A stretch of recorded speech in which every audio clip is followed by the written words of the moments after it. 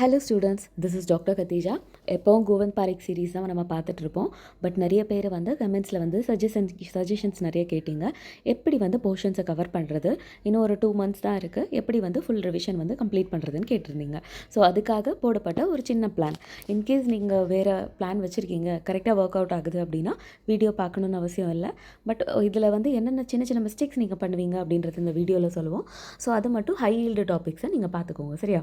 So இந்த blue print வந்து என்ன அப்படின்னு சொல்லி பார்த்தீங்க அப்படின்னா, last year AAPGT 2025 question paper வச்சு அதில் எத்தனை கொஸ்டின்ஸ் என்னென்ன சம்ஹிதாலேருந்து வந்திருக்கு அப்படின்றத வச்சு போடப்பட்ட ப்ளூ பிரிண்ட் இது. ஓகே, ஸோ அதில் நம்ம பார்த்தோம் அப்படின்னா மேஜர் சம்ஹிதா மீன்ஸ் நம்ம யூஸ்வலாக படிக்கும்போது எப்படி கவர் பண்ணுவோம், மேஜர் சம்ஹிதா படிக்கணும்னு சொல்லிட்டு ஸ்ட்ரெஸ் பண்ணிகிட்டே இருப்போம்.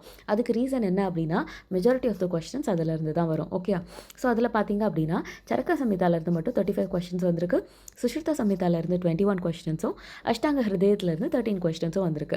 மாடல்லேருந்து 17 கொஸ்டின். இது இப்போதைக்கு ஹோல்டில் வச்சுக்கலாம். பாக்கி 3 மட்டும் பாருங்கள், சரியா? எல்லாரும் சம்ஹிதா படிப்பாங்க. ஸோ அவங்க படிக்கிற சம்ஹிதாவில் எல்லாரும் காமனாக பண்ணுற கொஸ்டின்ஸில் நம்ம மிஸ்டேக்கே பண்ணக்கூடாது. இதில் ஸ்ட்ராங்காக இருந்தால் தான் நம்ம ரேங்க் அட்லீஸ்ட் ஒரு 2000 வரும். அந்த 2000 இருக்குது அப்படின்னா நம்ம வந்து கேமில் இருக்கோன்னு அர்த்தம். இல்லை சம்ஹிதாவே நமக்கு வரல அப்படின்ற பட்சத்தில் நம்ம வந்து மற்றவங்க கூட ஃபைட் பண்ணுறதே இல்லை. ஸோ வந்து அது வெளியில் போயிடுவோம். ஸோ பேசிக்காக நம்ம படிக்கும்போது சம்ஹிதாவை கரெக்டாக கம்ப்ளீட் பண்ணணும். சூத்திரஸ்தானம் படித்தோம் அப்படின்னா மூணு மேஜர் சம்ஹிதாவோட சூத்திரஸ்தானமும் தவறாக தெரியணும். பாக்கி இருக்கிறதெல்லாம் பண்ணணும். இந்த 3 மேஜர் சம்ஹிதாலையும் நீங்கள் ஃபர்ஸ்ட் கம்ப்ளீட் பண்ண வேண்டியது சரக்க சுஷ்ருதம் மட்டும்தான்.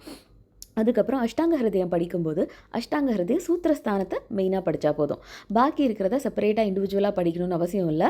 நீங்கள் சரக்கா சுஷ்ருதா படிக்கும்போது கம்பேரிட்டிவாக படிப்பீங்கள்ல, அஷ்டாங்க ஹிருதயத்தில் என்ன சொன்னாங்கன்னு சொல்லிட்டு. ஸோ அதை வச்சே இது வந்து மேக்ஸிமம் ஓட்டிடலாம். அது மட்டும் இல்லாமல் அஷ்டாங்க ஹிருதயத்தில் எல்லா வருஷமும் சூத்திரஸ்தானத்தில் இருந்தால் மேக்ஸிமம் கொஸ்டின் கேட்பாங்க. ஸோ இதுவும் ஆல்ரெடி படித்த மாதிரி தான்.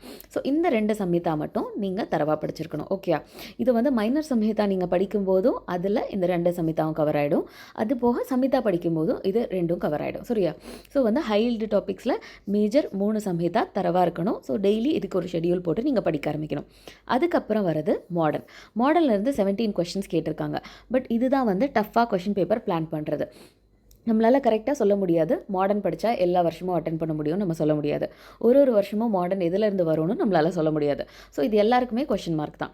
எப்போவுமே மாடர்ன் படித்து டைம் வேஸ்ட் பண்ணக்கூடாது. ஏன்னா உங்களுக்கு மாடர்னில் ஒரு கொஷின் வரல அப்படின்னா கண்டிப்பாக இன்னொரு பர்சனுக்கும் அந்த கொஷின் வராது. ஸோ அந்த நம்பிக்கை எல்லாருக்குமே இருக்கணும். அது போக காமனாக தெரிய வேண்டிய மாடர்னை நமக்கு டைம் கிடைக்கும் போது படிக்கிறது ஓகே, அதெல்லாம் எக்ஸ்ட்ரா மார்க்ஸ்க்காக. பட் அதை விட்டுட்டு மாடர்னுக்காக நிறைய டைம் செலவு பண்ணக்கூடாது. 17 கொஷின் வந்திருக்குன்னு.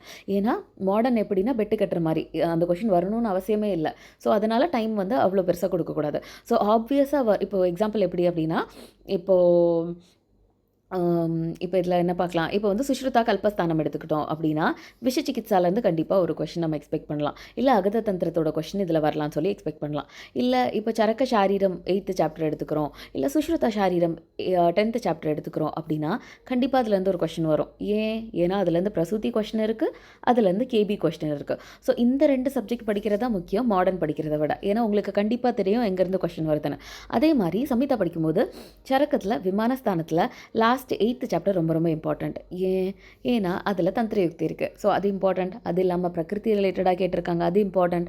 அது மட்டும் இல்லாமல் ரசாஸ் பற்றி சொல்லியிருக்காங்க, அது இம்பார்ட்டண்ட்டு.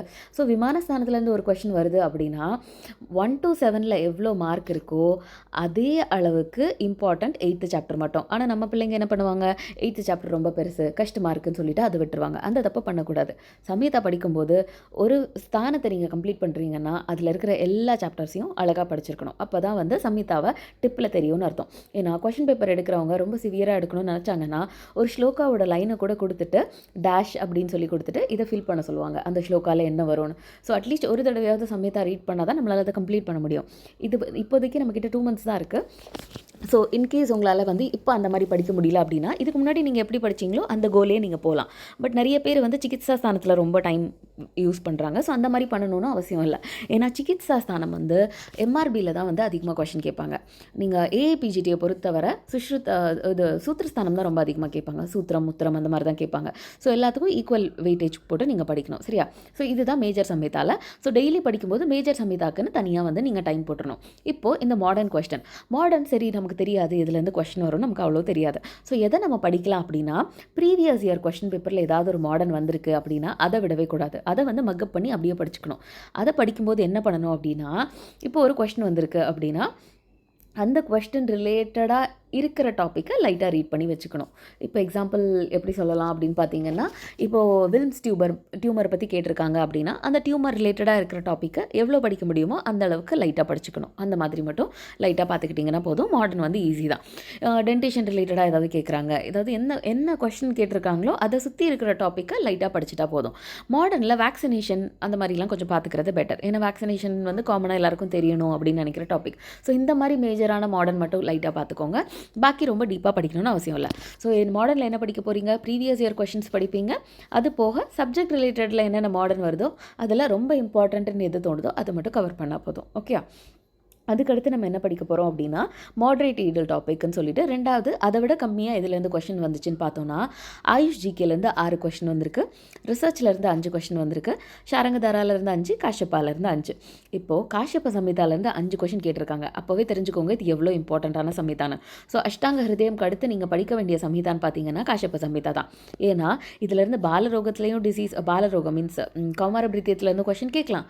அதே மாதிரி ஜாத்தஹாரணி அந்த மாதிரி வந்துச்சு அப்படின்னா பிரசுத்தியிலேருந்து கொஷின் கேட்கலாம். அது இல்லாமல் அக்கார்டிங் டு காஷ்யப்பா ஔஷத மாத்திரா எவ்வளோ அப்படின்னு சொல்லியும் கேட்கலாம். ஸோ காஷ்யப்ப சம்ஹிதாவை வந்து கம்பைல்டாக நீங்கள் எந்த நோட்ஸ் பார்த்து படிச்சிங்களோ அதை பார்த்து படிக்கிறது ரொம்ப இம்பார்ட்டண்ட்.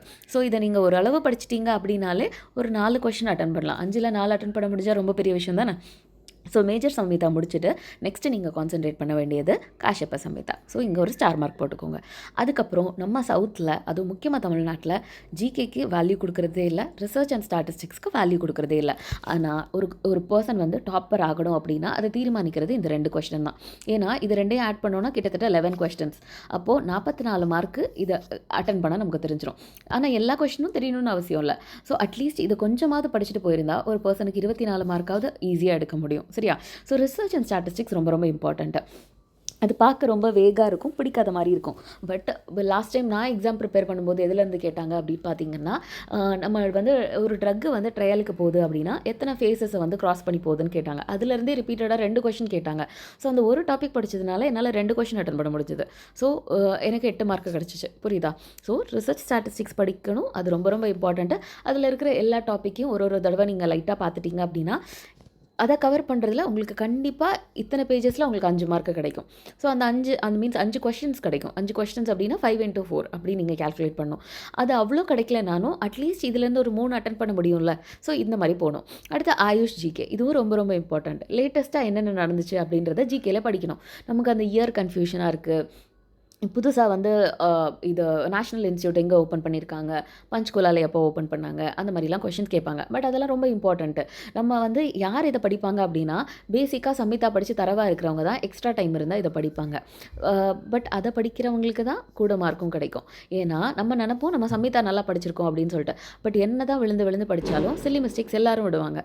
ஸோ இதில் 1 மார்க்கோ இதில் 2 மார்க்கோ போக சான்சஸ் இருக்குது. எல்லாருக்குமே இருக்குது, ஆப்வியஸாக எனக்கும் இருந்தது. பட் அப்படி ஒன்று போனால் கூட அதில் விடுறத நம்ம இந்த மாதிரி ஆயுஷ் ஜிகேலையும் ரிசர்ச்லையும் எடுத்துடணும். ஸோ இதை 2 தரவாக படிச்சுக்கணும். காஷ்யப்ப சம்ஹிதா தரவாக படிச்சிடணும். பாக்கி ஷாரங்கதாரா நம்ம ஆல்ரெடி படிக்கிறதா, ஷாரங்கதாராவாக படிக்கணும்னு அவசியம் இல்லை, கம்பேரிட்டிவாக படித்தா போதும். கம்பேரிட்டிவாக படித்து முடிச்சுட்டு உங்ககிட்ட டைம் இருக்குது அப்படின்ற பட்சத்தில் நெக்ஸ்ட்டு மைனர் சம்ஹிதா படிக்கும்போது ஷாரங்கதாராவாக படிச்சுக்கணும். ஓகே, அது நீங்கள் இந்த வைஷஜ ரத்னாவளி இந்த மாதிரி சப்ஜெக்ட் வைஸ் படிக்கும்போதே அது கவர் ஆகிடும். ஸோ ஸ்பெசிஃபிக்காக படிக்கணும்னு அவசியம் இல்லை. தரவாக படிச்சிட்டிங்க, இன்னும் டைம் இருக்குது அப்படின்னா அதுக்கப்புறம் குட்டி குட்டி டாபிக்ஸாக மைனர் சம்ஹிதாவில் என்னென்ன இருக்குது அப்படின்றத கவர் பண்ணுறதுக்கு நெக்ஸ்ட் டைம் ஒதுக்கணும். ஓகே, அதுக்கப்புறம் லோ ஈல்டு கொஸ்டின்ஸ்னு போட்டுட்டு கீழே இருக்கிற சப்ஜெக்ட்ஸில் கொஞ்சம் கொஞ்சம் காட்டுறாங்க. எக்ஸாம்பிள் என்ன அப்படின்னா, ரசசாஸ்திரம் திரவிய குணத்துலேருந்து 2 கொஸ்டின் வந்திருக்கு அப்படின்னு சொல்லிட்டு. இருக்கிறதுலே சப்ஜெக்டில் ரொம்ப கஷ்டமான விஷயம் ரசசாஸ்திரமும் திரவிய குணமும் தான். ஏன்னா டெய்லி ரிவிஷன் இல்லை அப்படின்ற பட்சத்தில் இது ரெண்டையும் வந்து நம்மளால் படிக்கவே முடியாது. மறந்து போகும். லாட்டின் நேம்ஸ் மறந்து போகும், இந்த ஃபேமிலின்னு மறந்து போகும். ஸோ இதை வந்து டெய்லி இதுக்குன்னு 1 hour ஸ்பெண்ட் பண்ணணும். அதாவது சில பேர் வந்து ரசசாஸ்திரம் வரலான்னு மொத்தமாக விட்டுட்டு போவாங்க. அப்படி எப்போவுமே விட்டுட்டு போகக்கூடாது. நார்மலாக எத்தனை புட்டம், இது எந்த விதமான புட்டம் சொல்லியிருக்காங்க, இல்லை வந்து என்ன பர்பட்டி கல்பனா சொல்லியிருக்காங்க, இல்லை ரத்னாஸில் என்னென்ன இது இருக்குது, அந்த மாதிரி வந்து என்ன என்ன கிரகம் இன்வால்வ் ஆகுது, அந்த மாதிரி பேசிக்காக வர கொஸ்டின்ஸை எல்லாரும் அட்டன் பண்ண முடிகிற கொஸ்டின்ஸை விட்டுட்டு போகக்கூடாது. ஸோ ரசசாஸ்திரத்தில் இவ்வளோ பாதியாவது இந்த மாதிரி சின்ன சின்ன ஈஸி டாபிக்ஸ் நீங்கள் படித்து வச்சுருந்தீங்கன்னா அதில் ஸ்கோர் பண்ண முடியும். மகாரசம் உப்பரசம்லாம் வரலன்னா பரவாயில்ல, முதல்ல எதெல்லாம் வருதோ அதை படித்து முடிச்சுக்கோங்க. அதுக்கப்புறம் லாஸ்ட்டாக போய் நீங்கள் வந்து அந்த மகாரசம் உப்பரசம்லாம் செகண்டரி படிச்சுக்கலாம். அதே மாதிரி தான் திரவிய குணத்துலையும் முன்னாலெல்லாம் பிக்சர் பேஸ்டு கொஷின்ஸ் எல்லாம் கேட்டுட்டு இருந்தாங்க. திரவிய குணத்தில் புதுசாக பேட்டர்ன் கொண்டு வரணும் அப்படின்னு சொல்லிட்டு. ஸோ அதுவும் இம்பார்ட்டன்ட் தான். ஸோ எல்லாத்தையும் கொஞ்சம் லைட்டாக பார்த்து வச்சுக்கிறது பெட்டர். எதெல்லாம் வருமோ அதை ஃபஸ்ட்டு பார்த்துட்டு பிரதிநிதி திரவியம் என்ன இருக்குது அதெல்லாம் பார்த்துட்டு ரெண்டாவது தெரியாத கொஷினை பார்த்துக்கலாம். ஓகே. ஸோ ரசசாஸ்திரமும் திரவிய குணமும் படித்தா கண்டிப்பாக நம்மளால் ஸ்கோர் பண்ண முடியுமா அப்படின்னு கேட்டால் டவுட்டு தான். ஏன்னா அது வந்து ரொம்ப வாஸ்ட் சப்ஜெக்ட். ஸோ அதனால தான் ஆயுஷ் ஜிகேவும் ரிசர்ச்சும் படிக்கணும். ஏன்னா வந்து இதை வந்து நம்ம கன்சைஸாக சொல்ல முடியும், இதில் தான் கொஸ்டின் வரும்னு. ஸோ பாதி மார்க் ஈஸியாக எடுத்துடலாம். ஆனால் ரசசாஸ்திரம் திரவிய குணத்தில் அப்படி சொல்ல முடியாது. ஏன்னா வந்து எல்லா கொஸ்டின் பேப்பரும் பார்த்தீங்க அப்படின்னா இவங்க 2 பேரும் ரொம்ப இந்த ரெண்டு கொஷின்ஸ் மட்டும் ஒன்று அட்டன் பண்ணுற மாதிரி இருக்கும், இன்னொன்று ஒரு partial to medium to high லெவலில் இருக்கும். இல்லை ரசசாஸ்திரத்தில் ரெண்டுமே ஈஸியாக கேட்டிருந்தாங்கன்னா அந்த டைமில் திரவிய குணம் கஷ்டமாக இருக்கும். இந்த காம்பினேஷன் நீங்கள் கொஷின் பேப்பர் பேட்டர்ன் பார்த்தா உங்களுக்கு தெரியும். ஸோ வந்து இது மட்டும் டெய்லி கொஞ்சம் டைம் ஒதுக்கி படிக்கிற மாதிரி இருக்கும். அதுக்கப்புறம் பதார்த்த விஞ்ஞானம்ல லாஸ்ட் டைம் 2 கொஸ்டின் கேட்டிருந்தாங்க. பட் 2 கொஷின் கேட்கணும்னு அவசியம் இல்லை, ஒரு கொஷின் கூட வர சான்ஸ் இருக்குது. 2 இல்லை 1 வரும். ஸோ பதார்த்த விஞ்ஞானத்தை படிக்கும்போது 2ஆக பிரிச்சிடணும். ஹிஸ்ட்ரி மட்டும் 1ஆ படிக்கணும். ஏன்னா ஹிஸ்ட்ரியிலேருந்து ஒரு கொஷின் வரதுக்கு சான்ஸ் ரொம்ப ஜாஸ்தி. அப்புறம் பாக்கி இருக்கிற பதார்த்த பார்ட்ஸை தனியாக படிக்கணும். ஸோ ஹிஸ்ட்ரி மட்டும் படித்தா ஒரு கொஷின் ஈஸியாக அடிச்சிடலாம். அது போக பாக்கி வந்து பதார்த்தத்தை வந்து தனியாக படிக்கணும். அது கொஞ்சம் புரிஞ்சு படிக்கணும். ஸோ அதுக்கு தனியாக ஒதுக்கணும்.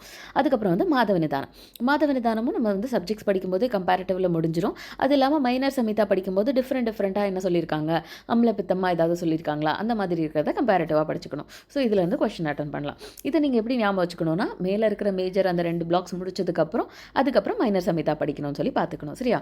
அதுக்கப்புறம் போன தடவை கம்பேரிட்டிவாக 2 கொஸ்டின் கேட்டிருக்காங்கன்னு சொன்னாங்க. அப்படி தான் நீங்கள் சம்ஹிதா படிக்கிறீங்க. ஸோ இந்த மாதிரி இதை அட்டன் பண்ணிடலாம். கோவிந்த் பாரிக் படிக்கிறதுக்கு ரீசனும் அதுதான், கம்பேரிட்டிவாக படிக்கிறதுக்கு. அடுத்து அஷ்டாங்க சங்கரத்துலேருந்து ஒரு கொஷின் கேட்டிருக்காங்க. நம்ம சங்கிரகம் தனியாக படிக்க போகிறது இல்லை, ஏன்னா அதுலேருந்து அவ்வளோ கொஷின்ஸ் வராது. அஷ்டாங்க ஹிருதயம் சூத்திரத்தில் தான் வரும். ஸோ இந்த மாதிரி கொஷனுக்கு மைனர் சம்ஹிதாவில் நீங்கள் எவ்வளோ படிக்கிறீங்களோ அவ்வளோ படித்தா போதும், ரொம்ப டைம் யூஸ் பண்ணணும்னு அவசியம் இல்லை. அது மீறி கொஸ்டின் வந்தாலும் நம்ம கம்பைன் பண்ணதுலேயே நமக்கு கிடச்சிடும். அதுக்கடுத்து பேல சம்ஹிதா, இதுவும் மைனர் சம்ஹிதா கேட்டகரியிலே வந்துடும். அதை நம்ம மேஜர் கம்ப்ளீட் பண்ணதுக்கப்புறம் அப்புறம் மைனர் பண்ணுவோம். சரியா? ஸோ நீங்கள் ஜென்ரலாக படிக்கும்போது என்ன பண்ணணும் அப்படின்னா, கோர் எஃபர்ட் எதுக்கு போடணும் அப்படின்னா மேஜர் சம்ஹிதாக்கு தான் போடணும். சரக்க சுஷ்ருதம் அஷ்டாங்க ஹிருதயத்துக்கு போடணும். அதுக்கப்புறம் இருக்கிறத நீங்கள் என்ன பண்ணணும் அப்படின்னா, அதுக்கப்புறம் இருக்கிறது ரேங்கை பூஸ்ட் பண்ணுறது. அதுக்கு கண்டிப்பாக கண்ணை மூடிட்டு ஆயுஷ் ஜிகே, ரிசர்ச், காஷ்யப சம்ஹிதா இது 3 உங்கள் கையில் இருக்கணும். இதுக்கப்புறம் நீங்கள் பைஷஜ ரத்னாவலி அந்த மாதிரி சப்ஜெக்ட் ரிலேட்டடாக கொஞ்சமாக படிச்சிட்டோம். அதுக்கப்புறம் என்ன பண்ணணும்னா, லோ ஈல்டு சப்ஜெக்ட்ஸ் மாதிரி இதில் என்ன வரும்னா எல்லா மைனர் சம்ஹிதாஸும் வரும். நம்ம கோவிந்த் பாரிக் இந்த கேட்டகரியில் நீங்கள் வச்சுக்கலாம். அப்புறம் எம்சிக்யூஸ் எல்லாம் இதில் இது வச்சுக்கலாம். இதை தான் நீங்கள் வந்து டெய்லி டே டு டே ரொட்டீனில் வந்து ஒன்றா கம்ப்ளீட் பண்ணுற மாதிரி இருக்கணும். ஓகே. ஸோ இதுக்கு ஒரு சின்ன ஷெடியூல் 2வது போட்டிருக்கோம். இது வந்து உங்களுக்கு ஒர்க் ஆகுது அப்படின்னா நீங்கள் பார்க்கலாம். அதாவது ஒரு டேவை வந்து நீங்கள் எப்படி பிரிக்கலாம் அப்படின்னா, காலையில் 6 மணிலேருந்து இல்லை நைட்டு 9:30 வரைக்கும் இதுக்குள்ளே நீங்கள் வந்து எப்படினாலும் கிளப் போட்டு எடுத்துக்கலாம். இல்லை எந்த மாதிரி உங்களுக்கு ஒரு ஷெடியூல் வேணும், இந்த டைம்லேருந்து நான் படிப்பேன், அதுக்கு தகுந்த மாதிரி ஒரு பிளானர் போட்டுக்கலாம். மினிமம் 6 ஹார்ஸ் படிக்கணும் ஒரு நாளைக்கு. மேக்ஸிமம் நீங்கள் உங்கள் இஷ்டம். இது 9 ஹார்ஸ் படிக்கிறவங்க இருக்காங்க, 12 ஹார்ஸ் படிக்கிறவங்க இருக்காங்க. அது உங்கள் இஷ்டத்துக்கு நீங்கள் படிச்சுக்கலாம். பட் நல்ல ஃபோக்கஸோடு படிக்கிறீங்க அப்படின்னா minimum 6 hours is more then enough. Okay. So இது ஒரு விஷயம். இது இல்லாமல் இன்னொன்று என்ன அப்படின்னா, டெய்லி படிக்கும்போது எம்சிக்யூஸ் படித்ததுக்கப்புறம் கண்டிப்பாக அட்டன் பண்ணணும். எதுக்கு எம்சிக்யூஸ் அட்டன் பண்ணணும் அப்படின்னா, சும்மா படிச்சுட்டே போகிறது பாசிவ் லேர்னிங். ஆக்டிவ் லேர்னிங் எப்போது நம்ம பண்ணதை நம்ம டிக் பண்ணி எம்சிக்யூ போட்டால் தான் நம்ம பண்ணதை நமக்கு ரீட்டைன் ஆயிருக்கா இல்லையான்னு தெரியும். இன்கேஸ் ரீட்டைன் ஆகலை அப்படின்னா திரும்ப வந்து அந்த கொஸ்டினை திரும்ப எழுதி படிக்கணும். மீன்ஸ் அதாவது ஜஸ்ட் ரீட் பண்ணி படிக்கணும். ஸோ அந்த விஷயம் நமக்கு முடிஞ்சிடும். ஸோ வந்து நீங்கள் முதல்ல ஃபஸ்ட்டு எம்சிக்யூ அட்டன் பண்ணும்போது 2013 இப்போது லேட்டஸ்ட் 2025 வரைக்கும் இருக்கிற ப்ரீவியஸ் இயர் கொஸ்டினை கம்ப்ளீட் பண்ணணும். இதுதான் ரொம்ப ரொம்ப இம்பார்ட்டண்ட். ஓகே. இதை கம்ப்ளீட் பண்ணாமல் சும்மா சப்ஜெக்ட் வைஸ் நான் எம்சிக்யூ பண்ணுறேன், அந்த எம்சிக்யூ பண்ணுறேன், இந்த கைடில் பண்ணுறேன், அதெல்லாம் வேஸ்ட்டு. பேசிக்காக பேட்டர்ன் புரிஞ்சுக்கணும் அப்படின்னா 2013 2025 வரை நீங்கள் அட்டென்ட் பண்ணும்போது உங்களுக்கு ஒரு ஐடியா கிடைக்கும். ஓகே, இந்த சப்ஜெக்ட்லேருந்து கேட்குறாங்க, இல்லை இந்த ஸ்தானத்துலேருந்து கேட்குறாங்க, இந்திரிய ஸ்தானத்தில் இருந்தெல்லாம் மேக்ஸிமம் கொஸ்டினே வராது. அதெல்லாம் இதை பார்க்கும்போது உங்களுக்கு ஒரு ஐடியா தெரியும். ஓகே, ஸோ இதை வந்து ஃபஸ்ட்டு கவர் பண்ணணும். இதை கவர் பண்ணதுக்கப்புறம் நீங்கள் இதில் வந்து இப்போ நீங்கள் ஒரு நாளைக்கு ஒரு கொஷின் பேப்பர் அட்டன் பண்ணால் கூட ஓகே தான். எல்லோரும் ஒரு நாளைக்கு 1லேருந்து 4 கொஷின் பேப்பர் வரை அட்டன் பண்ண சொல்லுவாங்க. நான் பர்சனலாக அட்டன் பண்ணும்போது ஒரு கொஷின் பேப்பர் தான் அட்டன் பண்ணேன். அட்டன் பண்ணிவிட்டு இன்றைக்கி நீங்கள் 50 மார்க் வாங்கினாலும் பரவாயில்ல, நாளைக்கு கொஷின் பேப்பர் எழுதும்போது அட்லீஸ்ட் 51வது வாங்கணும் இப்படி சொல்லிவிட்டு செல்ஃப் என்கரேஜிங் பண்ணிவிட்டு நெக்ஸ்ட் ஸ்டெப் போகணும். ஓகே, ஸோ இது வந்து கொஷின் பேப்பர் அட்டன் பண்ணுறதுக்கு. இந்த கொஷின் பேப்பர் அட்டன் பண்ணிவிட்டு இதில் ஏதாவது ஒரு தப்பு வந்துச்சு அப்படின்னா, அந்த இப்போ சூத்திரஸ்தானத்தில் நான் வந்து இப்போ அக்ரி ஔஷதியில் வந்து தப்பு விட்டுருக்கேன் அப்படின்னா, அந்த அக்ரி ஔஷதியில் இருக்கிற லைனை மட்டும் படிக்கக்கூடாது. எல்லா அக்ரி ஔஷதியும் நான் தரவாக படிச்சிருக்கணும். ஸோ நான் நெக்ஸ்ட் டைம் ஒரு கொஷின் பேப்பர் அட்டன் பண்ணும்போது அதில் எனக்கு ஒரு சில்லி மிஸ்டேக் கூட வரக்கூடாது. ஏன்னா இப்போ என்னை பொறுத்தவரை நான் அக்ரி ஔஷதி எல்லாம் பர்ஃபெக்டாக படிச்சிட்டேன். சரியா, புரியுதா? ஸோ இந்த மாதிரி ஒரு நாளைக்கு ஒரு கொஷின் பேப்பர் அட்டன் பண்ணிட்டு போகணும். இது போக இப்போ நம்ம டெய்லி இப்படி வந்து டைம் வந்து டிவைட் பண்ணியாச்சு. இந்த டைமை டிவைட் பண்ணதில் மேஜராக நம்ம எதுக்கு கொடுக்கணும்னா, மெயின் சம்ஹிதாக்கு நம்ம வந்து கொஞ்சம் நேரம் கொடுக்கணும். அதுக்கப்புறம் ஏன்னா அதில் இருந்தால் நமக்கு 60% ஆஃப் த கொஷின்ஸ் வந்துச்சு. ஸோ மேஜர் சம்ஹிதாக்கு தனியாக வந்து நம்ம டைம் கொடுக்கணும். அதுக்கப்புறம் டெய்லி ஒரு மணி நேரம் திரவிய குணத்துக்கும் ரசசாஸ்திரத்துக்கும் கொடுக்கணும். எதுக்கு அப்படின்னா, இந்த திரவியத்துக்கும் ரசசாஸ்திரத்துக்கும் யார் கொடுக்கணும் அப்படின்னா, ஆல்ரெடி எல்லாம் படிச்சிட்டிங்க, டாப்பராக இருக்கீங்கன்ற பட்சத்தில் திரவிய குணத்துக்கும் ரசசாஸ்திரத்துக்கும் டைம் கொடுங்க. இல்லை சம்ஹிதாவே இங்கே எனக்கு அரகுறை அப்படின்னா தயவு செஞ்சு இதுக்கு கொடுக்காதீங்க. சம்ஹிதாவை ஃபஸ்ட்டு ஸ்ட்ராங் பண்ணுங்கள், அதுக்கப்புறம் சப்ஜெக்ட்குள்ளே வரணும். ஓகே, அதுக்கப்புறம் தனித்தனி சப்ஜெக்டாக வந்து அதுக்கு ஒரு 3 மணி நேரம் 4 மணி நேரம் ஒதுக்கணும். அது எதுக்கு அப்படின்னா, இப்போ நீங்கள் வந்து கௌமாரபிரத்தியம் படிக்கிறீங்க அப்படின்னா, அதை படிக்கும்போது சரக்கால் என்ன சொல்லியிருக்காங்க, சுஷ்ருதாவில் என்ன சொல்லியிருக்காங்கன்னு வரும். ஸோ டபுள் ரிவிஷன் ஆகிடும், ரெண்டையுமே டச் பண்ணிடலாம். அதுக்கப்புறம் பிரசூதி படிக்கிறீங்க அப்படின்னாலும் சரக்க சிகிச்சா 30ல் என்ன சொல்லியிருக்காங்க அப்படின்றத நீங்கள் பார்த்துருவீங்க. ஸோ அதனால் பிரசூதி தனியாக படிக்கணும், கௌமாரம் தனியாக படிக்கணும், மகதம் தனியாக படிக்கணும். அந்த மாதிரி சப்ஜெக்ட் வைஸ் ரிவிஷனையும் தனியாக நம்ம பண்ணணும். வைஷஜ ரத்னாவளி, வைஷஜ கல்பனா, ரசசாஸ்திரம், இந்த மாதிரி எல்லாம் தனித்தனியாக படிக்கணும். அதில் ரசசாஸ்திரம் டிஜிக்கு மட்டும் தனியாக 1 ஹவர் போடணும். பாக்கி இருக்கிற சப்ஜெக்ட்லாம் கிளப் பண்ணிட்டு சேமாக ஒரு 1 ஹவர் போட்டால் போதும். அதுக்கப்புறம் previous year question paper attend பண்ணுறதுக்குன்னு 2 மணி நேரம் கொடுக்கணும், இல்லை ஒரு மணி நேரம் கொடுக்கலாம். அதில் அரை மணி நேரம் டக்குன்னு கொஸ்டின் அட்டன் பண்ணிவிட்டு அரை மணி நேரம் முடிஞ்சதுக்கப்புறம் அந்த கொஸ்டினை எடுத்து எவ்வளோ மார்க் கம்மியாக இருக்குன்னு பார்க்கணும், எங்கே கம்மியாக இருக்குன்னு சொல்லிவிட்டு அதை படிக்கிறதுக்கு கண்டிப்பாக 1 மணி நேரம் கொடுக்கணும். அப்போ தான் ஸ்கோர் இன்க்ரீஸ் ஆகும். ஓகே, அதுக்கப்புறம் என்னன்னு பார்த்தீங்க அப்படின்னா, பாரிக் ரிவைஸ் பண்ணும். கோவந்த் பாரிக் அது எதுக்குன்னா கம்பேரிட்டிவ்காக.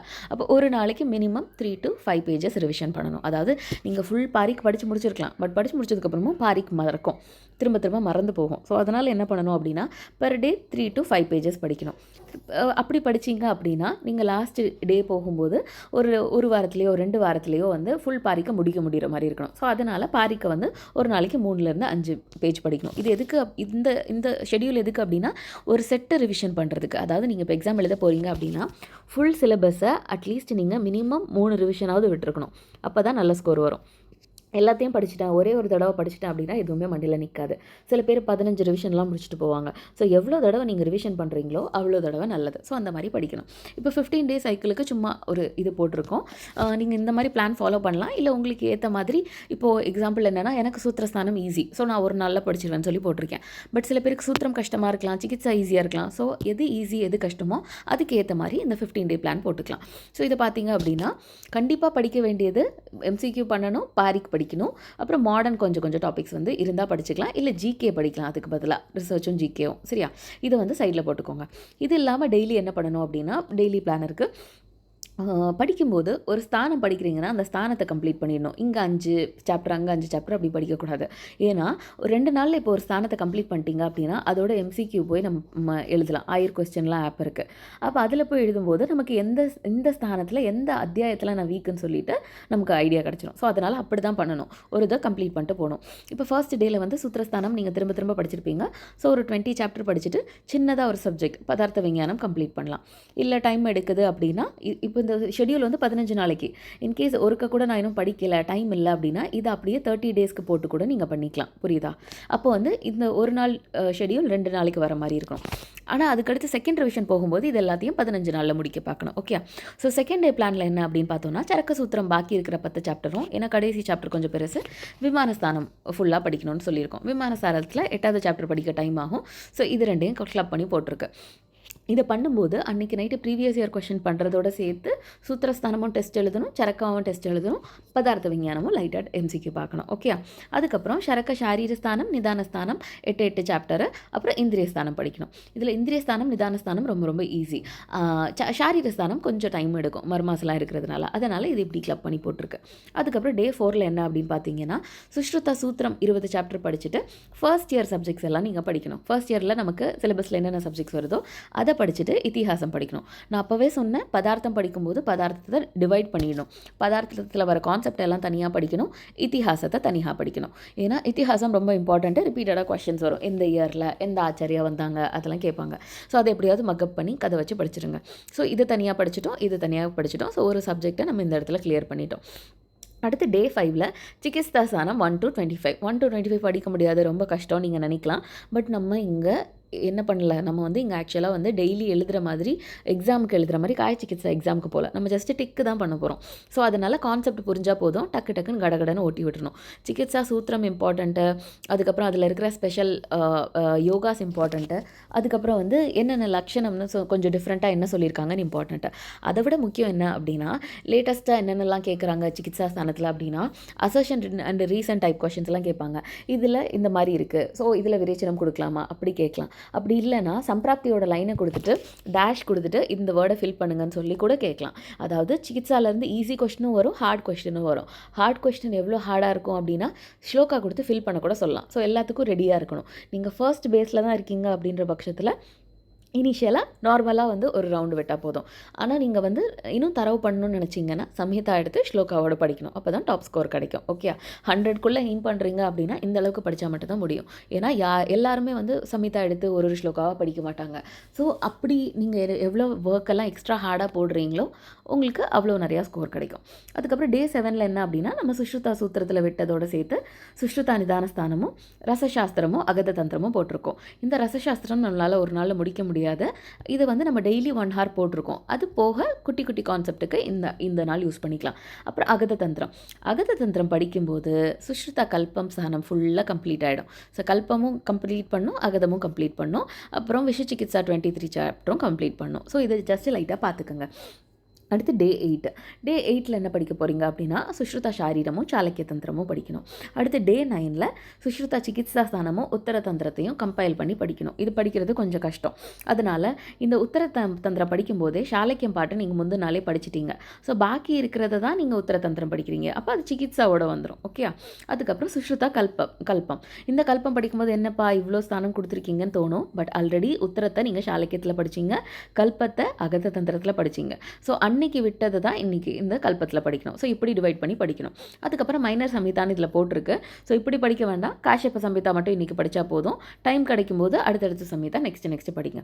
அடுத்து டே 10ல் 3rd இயர் சப்ஜெக்ட்ஸ், அதில் பாலரோகம் வரும், பிரசூதி வரும், ஸ்வஸ்தம் வரும். மூணுமே கொஞ்சம் டஃப்பு தான். ஸோ அதனால் டைம் கொடுத்து எல்லாத்தையும் படிக்கணும். பட் ஆல்ரெடி பாலரோகமும் பிரசூதியும் நீங்கள் சரக்க சாரீரத்துலையும் சுஷ்ருதா சாரீரத்துலையும் படிச்சிருப்பீங்க. அது போக காஷ்யப சம்ஹிதாவை இந்த பாலரோகம் படிக்கும்போது கொஞ்சம் படிச்சிருவீங்க. ஜாத்தஹாரிணி அதெல்லாம் பிரசூதியில் படிச்சிருவீங்க. ஸோ இதை படிக்கும்போது மைனர் சம்ஹிதாவில் இருக்க காஷ்யபா படித்ததும் கொஞ்சம் ஹெல்ப்ஃபுல்லாக இருக்கும். ஓகே, அதுக்கப்புறம் நீங்கள்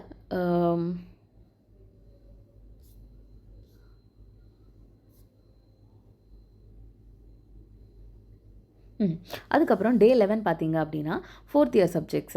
4th இயர் சப்ஜெக்டில் என்ன இருக்குது அப்படின்னு பார்த்தீங்கன்னா, அஷ்டாங்க ஹிருதய சூத்திரஸ்தானம் ரொம்ப ரொம்ப இம்பார்ட்டண்ட்டு. 4th இயர் சப்ஜெக்ட்ஸ் எல்லாத்தையும் முடிச்சுட்டு ஷல்யம் அதெல்லாம் முடிச்சுட்டு, ஏன்னா சாலக்கியமும் நீங்கள் ஆல்ரெடி படிச்சிட்டிங்க. பாக்கி இருக்கிற ஷல்யம் கேசி இதெல்லாம் இதில் வரும். கேசியும் ஆல்ரெடி சிகித்சாசானம் நம்ம படித்தாச்சு. ஸோ இதெல்லாம் ரிப்பீட்டேட்டிவாக தான் போகும். அது போக ஸ்பெசிஃபிக்காக சப்ஜெக்டாக படிக்கிறதுக்கு. அப்புறம் அஷ்டாங்க ஹிருதயத்தில் சூத்திரம் படிக்கணும். Very very important. ஏன்னா இதுக்குள்ளேருந்தே 5 கொஷின் கேட்கலாம், அவ்வளோ நிறையா இருக்குள்ள. ஓகே, அப்புறம் மறுபடியும் மைனர் சம்ஹிதா. இன்றைக்கி காஷ்யப்பா படிச்சிங்களா, அப்போ இன்றைக்கி சாரங்கதாராவோ இல்லை மாதவனதானமோ ஆட் பண்ணி படிச்சுக்கோங்க. ஓகே, அதுக்கப்புறம் இன்னொரு நாளைக்கு அஷ்டாங்க ஹிருதயம் அதர்ஸ்தானாஸ். அஷ்டாங்க ஹிருதயத்தை நீங்கள் 2ஆக டிவைட் பண்ணோம் அப்படின்னா சூத்திரஸ்தானத்துக்கு ஒரு வெயிட்டு, சூத்திரத்துக்கு ஒரு வெயிட்டு, பாக்கி இருக்கிற அஷ்டாங்க ஹிருதயத்துக்கு ஒரு வெயிட்டு. ஓகே. ஸோ இதை கம்ப்ளீட்டாக ஃபிங்கர் டிப்பில் வச்சுக்கணும் இந்த சாப்டரை. அதுக்கப்புறம் அஷ்டாங்க ஹிருதயம் பாக்கி இருக்கிறத ஒரு தடவை எல்லா சப்ஜெக்ட்ஸ் எல்லா சாப்டரையும் ஒரு தடவை ஒரு ரீட் விட்டுக்கணும். ஓகே. அதுக்கப்புறம் என்ன பார்த்தோம் அப்படின்னா வந்து 13 அப்போ பாரிக் கம்பேரிட்டிவ் ஸ்டடி. இது ஒரு நாளில் பாரிக் நம்மளால் படிக்கவே முடியாது 80 பேஜஸை. ஸோ டெய்லி ஒரு 2 பேஜ் 3 பேஜ் படிச்சுட்டே வந்தீங்க அப்படின்னா இதில் ஜஸ்ட் பேஜ் லாஸ்ட் டேலாம் வரும்போது ஜஸ்ட் கதை தான் நமக்கு தெரியும்ல. ஸோ ஜஸ்ட் பேஜை திருப்பி இந்த இதை முடிச்சிடணும். அதுக்கப்புறம் ஆயுர்வேத சமைச்சதில் வேறு என்னென்ன இம்பார்ட்டன்ட் பாயிண்ட்ஸ் இருக்கோ அதையும் நீங்கள் படிக்கணும். இப்போ மைனர் சமிதா நான் புக்கில் இதுவரை படித்ததே இல்லை, எனக்கு எதுவுமே தெரில அப்படின்னா அவங்க என்ன பண்ணலாம் அப்படின்னா, ஆல்ரெடி பாரிக்கோட இது கொடுத்துருக்கேன் பிடிஎஃப். அதோட லாஸ்ட் பேஜில் அதோட மீன்ஸ் சிலபஸில் பார்த்தீங்க அப்படின்னா மைனர் சமிதாவெல்லாம் குட்டி குட்டியாக 4 பேஜ் 3 பேஜுன்னு முடிச்சிருப்பாங்க. படிக்கவே படிக்காதவங்க தயவு செஞ்சு அதை எடுத்து அதில் மைனர் சமிதாவில் காஷப்பாவை நீங்கள் கம்ப்ளீட் பண்ணிங்கன்னா, காஷப்ப சமிதாவில் 5 கொஷின் வந்தீங்கன்னா அது இருக்குது அப்படின்னா அதை படிச்சிங்கன்னா அட்லீஸ்ட் 3 இல்லை 2 கொஷின் எழுத முடியும். அதே மாதிரி மாதவ நிதானத்தில் இத்தனை கொஷின் இருக்குது அப்படின்னா அதை படிச்சிங்கன்னா அட்லீஸ்ட் ஒரு கொஷின் எழுத முடியும். ஸோ அதனால் ஒன்றுமே படிக்காமல் போகிறதுக்கு பாரிக்கில் இருந்து அந்த சிலபஸ் படி கொஞ்சம் எடுத்து படிக்கிறது பெட்டர். அப்புறம் பாக்கி இருக்கிற லெஃப்ட் சிலபஸை படிக்கிறதுக்கு இந்த 13ஆம் டே வந்து யூஸ் பண்ணிக்கோங்க. அதுக்கப்புறம் டே 14 சான்ஸ்கிரிட் படிக்கணும். சான்ஸ்கிரிட் கொஞ்சம் கஷ்டம், ஆல்ரெடி பேஸ் இருக்கிறவங்க படிக்கலாம். இல்லை ஏன்னா சில டைம் ஈஸி கொஸ்டினும் வரும், சில டைம் ஹார்ட் கொஸ்டினும் வரும். ஸோ ஈஸியான கொஸ்டினுக்கு ப்ரிப்பேர் பண்ணுற மாதிரி சான்ஸ்கிரிட் ப்ரிப்பேர் பண்ணால் போதும். ஏன்னா அதுலேருந்து ஒரு கொஸ்டின் தான் வரும். அடுத்து திரவியகுணம் ஆல்ரெடி நம்ம டெய்லி டைம் போட்டு ரசசாஸ்திரமும் திரவியகுணமும் கொஞ்சமாக படிச்சுட்டு வந்தோம். பாக்கி இருக்கிறத லாஸ்ட் டே அன்றைக்கி படிச்சுக்கோங்க. அடுத்து ரிசர்ச் மெத்தடாலஜி. என்ன கேட்டால் ரிசர்ச் மெத்தடாலஜி ஜிகே இது ரெண்டையுமே நீங்கள் டெய்லி கொஞ்சம் டைம் போட்டு படிக்கலாம். ஏன்னா அப்போ தான் ஞாபகம் இருக்கும். மறந்து போகிற டாபிக்ஸ் இது, ஆனால் நல்லா scoring topics, high yield topics இதுலேருந்து ஈஸியாக ஸ்கோர் பண்ணிடலாம். ஸோ அதை படிச்சுக்கலாம். ஸோ ரிசர்ச் மெத்தடாலஜி ஸ்டாட்டிஸ்டிக்ஸ் தனித்தனியாக போட்டிருக்கு. ஸோ இது பிடிச்ச மாதிரி பார்த்துக்கோங்க. ஸ்டாட்டிஸ்டிக்ஸில் அவ்வளோ கேல்குலேஷன்ஸ்லாம் கேட்க மாட்டாங்க, ஜஸ்ட் பார்த்து வச்சுக்கோங்க. அப்புறம் டே 15 வந்து ஃபைனல் சிலபஸை ஓரளவு படிச்சிடணும். இதை படிக்கும்போதே நீங்கள் நிறைய இடத்துல கொஞ்சம் ஒரு சாப்டர் 2 சாப்டர்னு விட்டுருப்பீங்க. ஸோ அதெல்லாம் என்ன அர்த்தம் அப்படின்னா, என்னால் கம்ப்ளீட் பண்ண முடியலன்னு அர்த்தம் இல்லை. அதிலெல்லாம் நீங்கள் இன்னும் கொஞ்சம் வீக்காக இருக்கீங்க, இன்னும் கொஞ்சம் எக்ஸ்ட்ரா எஃபர்ட் தேவைன்னு இருக்குது. ஸோ ஐயோ என்னால் முடிக்கவே முடியலன்னு சோர்ந்து போகாமல், பரவாயில்ல எனக்கு என்ன தெரியும் என்ன தெரியாதுன்னு நான் இந்த ரிவிஷனில் கற்றுக்கிட்டேன் அப்படின்றத மட்டும் மைண்டில் வச்சுட்டு அதை ஃபுல்லாக நீங்கள் கம்ப்ளீட் பண்ணணும். அதுக்கப்புறம் ஹை ஈல்டு எம்சிக்யூஸ் என்னென்ன இருக்குதுன்னு சொல்லிட்டு அதை வந்து கிளியர் பண்ணணும். ஓகே. ஸோ இது வந்து டே 15 டேஸ் சேலஞ்ச். இந்த மாதிரி 15 நாளில் நீங்கள் கம்ப்ளீட் பண்ணிட்டீங்க சிலபஸை அப்படின்னா ஒரு ரிவிஷன் முடிஞ்சிருச்சு. அடுத்து ஒரு 2 நாள் பிரேக்கு, எல்லாத்தையும் இந்த சிலபஸ் கம்ப்ளீட் பண்ணிட்டு மறுபடியும் அடுத்த நாள் இன்னொரு செகண்ட் ரிவிஷன் ஸ்டார்ட் பண்ணணும். அடுத்து தேர்ட் ரிவிஷன் ஸ்டார்ட் பண்ணணும். இப்படி எவ்வளோ ரிவிஷன் பண்ணுறீங்களோ அவ்வளோ நல்லது. இதை நீங்கள் இந்த மாதிரி ரிவிஷன் பண்ணிவிட்டு சிலபஸை ஈஸியாக முடிக்க முடியுது அப்படின்னா நெக்ஸ்ட்டு நீங்கள் ரிவிஷன் பண்ணும்போது, மீன்ஸ் நான் டாப்பருக்கு சொல்கிறேன், நெக்ஸ்ட் ரிவிஷன் பண்ணும்போது இந்த 15 டேஸ் பிளானை 7 டேஸ் ஆக்கிடலாம். 7 டேஸ் ஆக்கிட்டீங்க அப்படின்னா 2 வாரத்தில் 2 ரிவிஷன் முடிஞ்சிடும். சில பேர் 3 நாள்லேயே கூட ரிவிஷன் பண்ணுறவங்க இருக்காங்க. அதெல்லாம் எக்ஸ்ட்ரா அல்ட்ரா மைண்ட்ஸ் எல்லாம் கூட அப்படி இருக்காங்க. பட் அவங்க கூட நீங்கள் உங்களை கம்பேர் பண்ணாதீங்க. இன்கேஸ் உங்களுக்கு இதை கம்ப்ளீட் பண்ண 30 நாள் ஆகுதுனாலும் பரவாயில்ல, 30 நாள் மெதுவாக ஃபுல்லாக கம்ப்ளீட் பண்ணுங்கள். பட் இந்த மாதிரி விடாமல் கம்ப்ளீட் பண்ணணும். அப்புறம் நம்ம ப்ரீவியஸ் இயர் கொஷின் படிக்கும்போது என்னடா நம்ம ரிவிஷன் பண்ணலேன்னு நினைக்க வேண்டாம். ப்ரீவியஸ் இயர் கொஷின் படிக்கும்போது எந்த ஏரியாவில் நம்ம வீக்கோ திரும்ப வந்து அதை மறுபடியும் நம்ம புக்கு திறந்து படிக்க போகிறோம். ஸோ அதனால் இதையும் நம்ம கம்ப்ளீட் பண்ணிடுறோம். சரியா? ஸோ ரொம்ப ஈஸியாக டீட்டெயில்டாக ஒரு பிளான் போட்டு கொடுத்துருக்கேன். உங்களுக்கு ஒர்க் அவுட் ஆச்சு அப்படின்னா ரொம்ப நல்லது. இதை பார்த்து நல்லா படிங்க. தேங்க்யூ. All the best.